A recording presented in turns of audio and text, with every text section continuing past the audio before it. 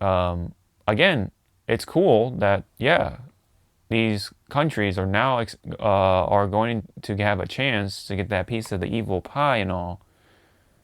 But I'm just worried about the long-term effects and what are the investors and such are going to decide to do with this product now.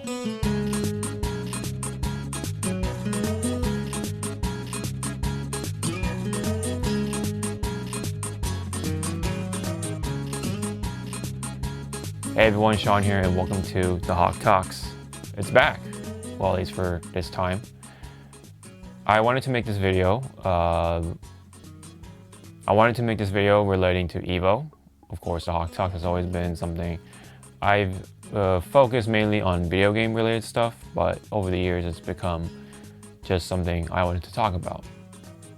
You know, I think it's still within the Hawke Talk sort of criteria. But today I think it definitely checks off a number of those boxes. And this pertains, of course, the recent developments with Evolution.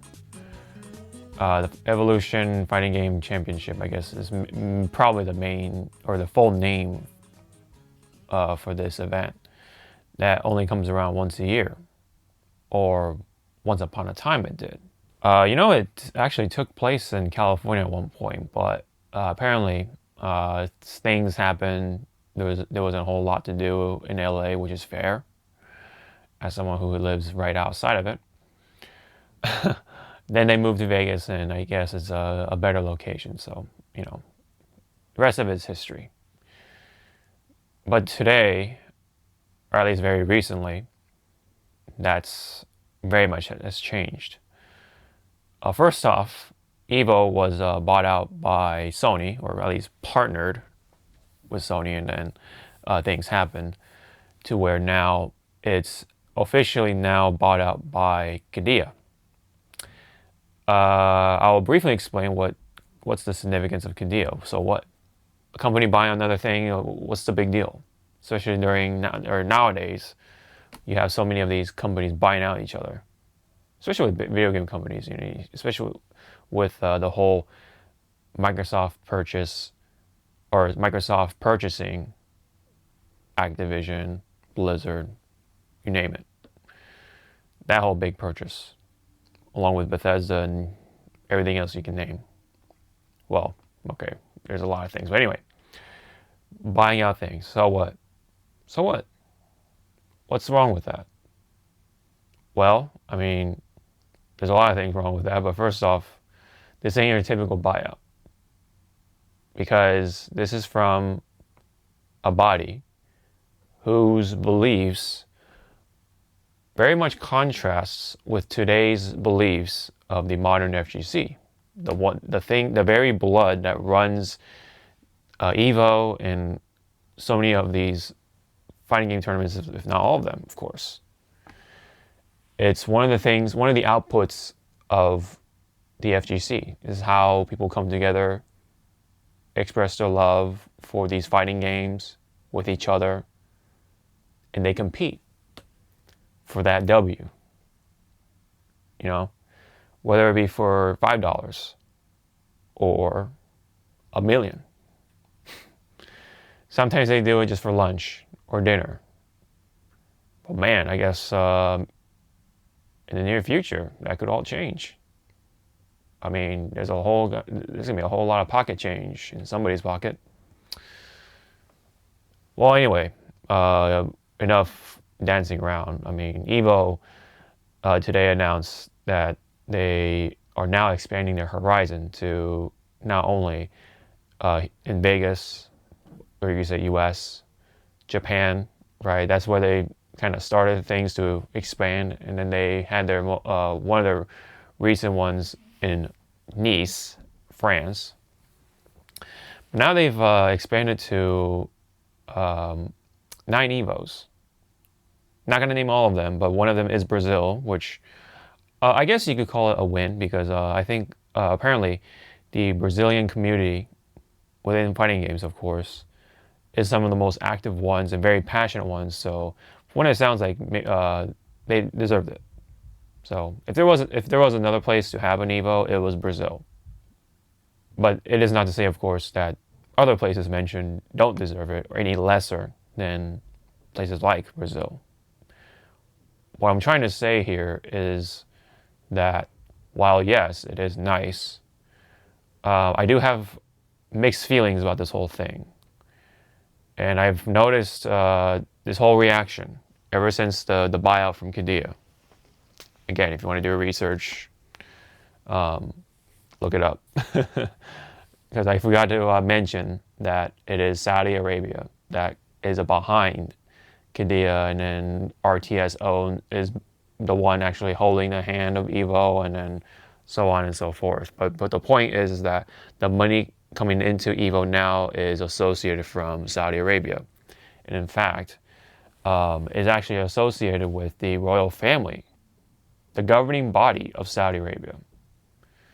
So if you want, look it up, do your research, and come up with your own conclusion. Like them or whatever. I mean, there's something going on with that money. Where is that coming from? But, well, I guess they're putting that to EVO in some way. Because they are going to do 9 EVOs per year now, instead of the one, as I mentioned earlier. I do have a bit of mixed feelings about that alone, having 9 EVOs, which is like, yeah, I suppose it does water down or desaturate, or rather, it's an oversaturation of EVO around the world. But in doing so, it actually waters down the sort of prestige that everybody has been talking about, especially with the competitors, which I do understand. I think that's a fair point coming from a competitor standpoint, but when it's a little strange whenever spectators or the audiences decide to use that as their point, because I think there is other points to worry about if you're just watching these EVOs or events and stuff like that, such as myself. See, I have very mixed feelings because I do feel that it is cool to be able to have other countries now getting the piece of the EVO pie. See, I thought I was expecting EVO to kind of like rotate, like France, and then go to Brazil, and then go to China, and then go to Singapore. I think Singapore was the next one anyway, but you get the point. I think they're gonna rotate, but because of the whole buyout with, well, Qiddiya, now that's completely changed, I guess. And they're setting course for a lot of places around the world for each year. I mean, maybe some locations will change, but the point is that I think, or it seems like they're going to have a lot of EVOs per year now. And yeah, like I said, it feels like it does water it down because the competitors always watched or looked at EVO as the one, right? The one to take all, so to say. It was the Super Bowl, if you will, for fighting game tournaments. Outside of the Capcom Cup, of course, or Capcom Pro Tour, whatever you want to call it. It was the hub of people gathering around the world once a year to compete and be the best. See who comes out on top for each of the fighting games that come out that year. And, well, because there's more than just one now, I mean, doesn't that change something? So I do agree on that it does water down the prestige in some ways. But overall, I kind of look at it as it's an opportunity for the other countries to experience or at least wear the EVO branding as they attend this fighting game tournament. They have that chance now to be under the EVO roof as they either compete or just partake in the experience, whether you are just a convention goer or you're actually competing. Okay, but maybe at first it would be fine But as time goes on, this is where it gets concerning, because having these EVO tournaments throughout the world, wouldn't that rock something? Doesn't that create some sort of rift in the FGC bubble? You know, what I'm trying to get at is that because we have these EVOs just coming out like crazy now. I mean, think about it like this, right? Imagine you have a local coffee shop, maybe a couple of them, a few blocks out. Every few miles there's a coffee shop, whatever, right? But then you have Starbucks. Starbucks comes in, they have a lot of money, and they can plant their Starbucks shops in one corner, over the next corner, and every goddamn mile. They hit it up with their Starbucks locations. And hey, you know what? With their marketing, their branding, their coffee, whatever, their actual products, their service, right? Can't forget about their service, their drive-through nature, all that stuff. Hey, very convenient. You're in, you're out, you're drinking that coffee every day to work. And so what that does is take away the people going from the local shops to the Starbucks, that big old corporate chain. And over time, those local coffee shops are likely going to die out. And only the lucky few, could make it through.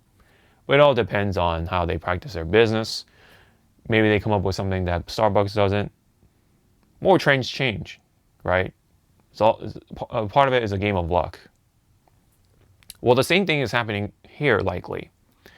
When you have these EVOs, throughout the world now, wouldn't that create an incentive to go to that EVO instead of going to, your local or another super major or something like that? For example, like CEO or Combo Breaker, or I think it's in Australia, they have Thunderstruck or something like that. Forgive me for getting names mixed up, but you get the point. That's the number one concern that I'm having right now with this whole bit, is wouldn't the EVO sort of saturation take over, muscle out eventually the smaller guys, Oh, but don't worry. We're going to give you money. We're going to give you the equipment. But now you're an EVO branded entity. Maybe that could be how it works. Maybe not. But the point is that this could possibly be some end of some of the majors. So that's really where my concern lies, is not so much the prestige being watered down, but more so the long-term effects of the rest of the tournaments. What's going to happen to all the other ones? Frosty Faustings, all the tournaments in Europe. What about maybe in Japan, maybe it's fine. I don't know. Maybe it's one of those exceptions, right? China, Singapore, Brazil. I mean, what's going to happen to their tournaments that aren't EVO branded? And hey, I mean, there's always a possibility of them not going to EVO at some point, because they already experienced it once, they're done with it, and they go back to their tournament, to their local. That's always possible. Maybe it's just a one-time thing, and then that's it. But then that becomes that goes to another route of another possibility. And maybe over time, Qiddiya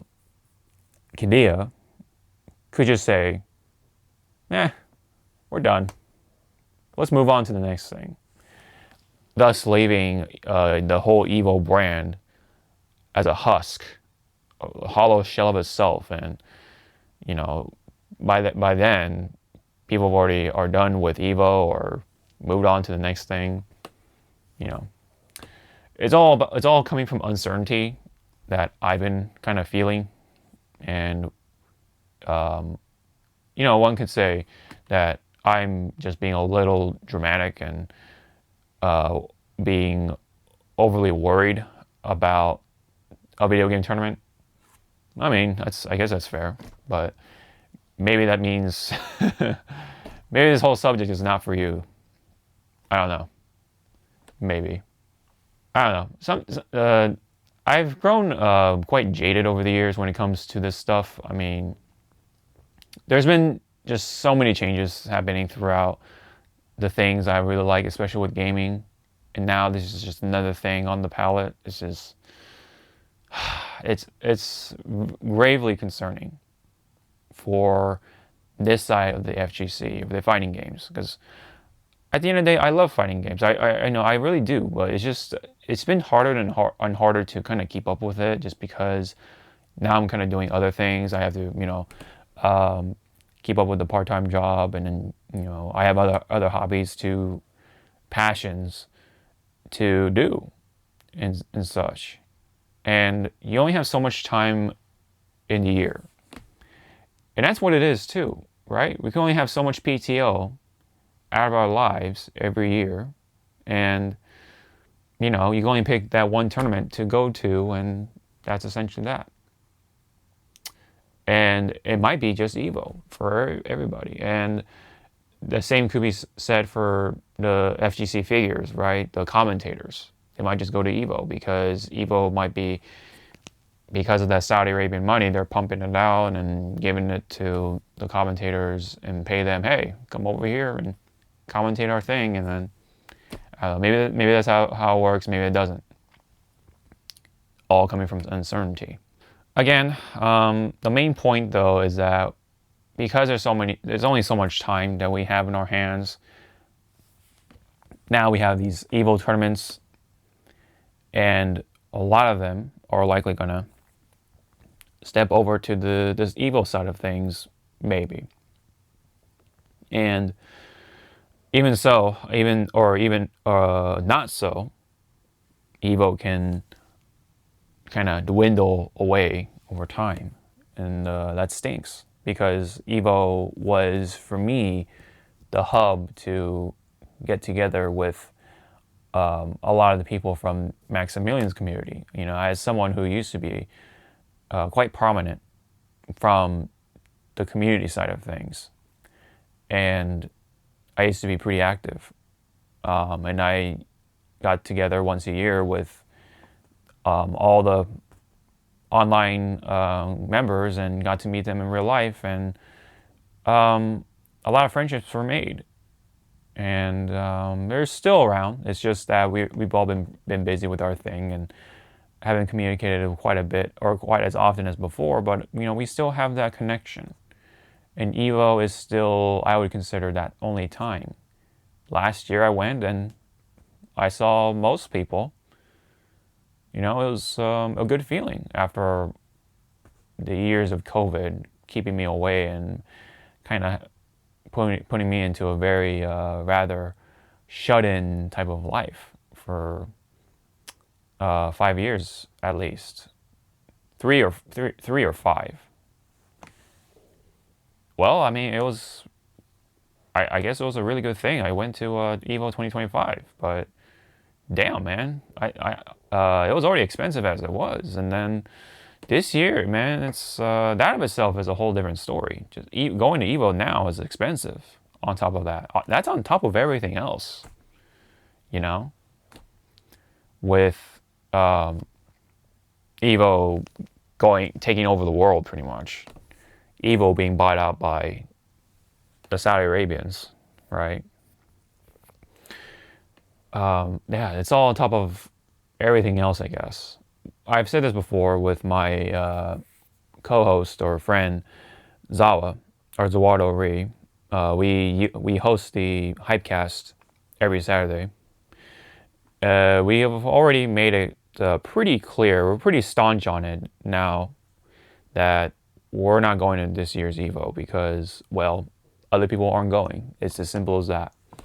And they have their own reasons of why they're not going. So, but if they're not going, we're not going. It's really that simple for us. But so many other people aren't going because of their own principles, their beliefs, and that's fine. That's completely understandable. Um, I watched Say James' video on this whole thing too, and I definitely felt like he pretty much summed up my thoughts and concerns about this whole shtick. So if you want a more condensed version, then go watch Say James' video, honestly. There is another thought that I wanted to share, and it is towards the people who are only looking at it from the surface level. And hey, that is definitely a thought and a choice. But and those people, to be exact, are only just thinking, oh, the EVO is happening in so many other places now. They get to experience it. It's cool. I mean, it is cool in that little vacuum, but um, they're just being a little naive, and I'm afraid. And I don't know. Maybe ignorance is bliss, but I can't help ignoring it. I can't, or I can't help not to ignore it. Excuse me, if that's how the saying goes. But that's really my major parts of my thoughts on EVO now. It's definitely looking uncertain whether I will be going again or not in the near future. There's also changes going on with my vacation times too from the company I work with. So it's like, okay, that's another thing on top of the other. Yeah, but hey, I mean, if EVO is not the place anymore to gather, then where to? Maybe combo breaker, maybe CEO, maybe just something else, and maybe that's all there is to it. But we can talk all we want, we can chat, yap, make the best possible guess in the world, but it could still be wrong because we don't know. It just, again, it's all uncertain. Very concerning, but we don't know. We have to let time kind of tell us of what is the fate of EVO and possibly the rest of the fighting game tournaments.